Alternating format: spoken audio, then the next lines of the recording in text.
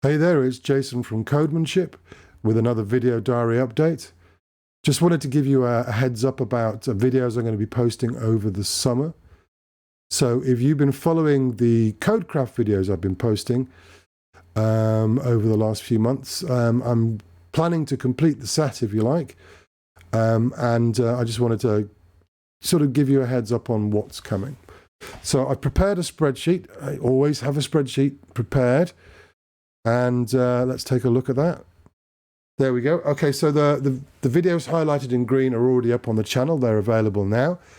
The ones highlighted in red are the ones I'm planning to post over the summer. So I'm going to be adding videos on the principles of simple design and modular design.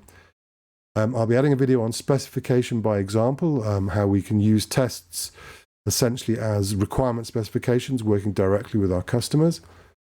I'm going to be posting a video on continuous integration and continuous delivery, probably using popular cloud-based solutions for version control and build automation, and of course for hosting.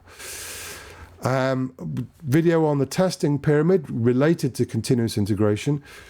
Essentially, how do we optimize our test suites so that they run fast, so that we can get fast builds? And I'll relate that back also to design principles and how they can help.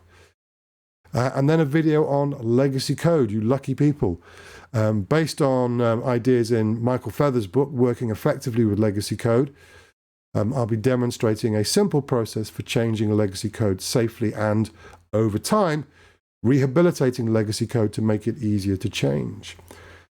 And then the final one that will be coming this summer is going to be on a practice that you might not have heard of, called continuous inspection. This is essentially continuous automated code review. So the idea is that we catch code quality problems as early as possible by testing code quality as often as possible. And how do we test things early and often? Well, we automate our tests.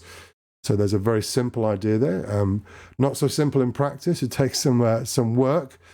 But the very simple idea that if as much as possible we can automate our code reviews, we can remove that code review bottleneck that many teams have, particularly if they have a Git flow, pull requests and that kind of thing.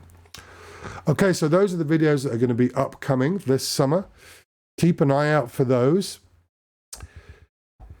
If you're interested in following those videos, then ring the bell for notifications and maybe subscribe to the channel. If you have any feedback about the videos, then please leave your thoughts in the comments below. I hope you are safe and keeping well, and I will speak to you in the next video update. Peace out.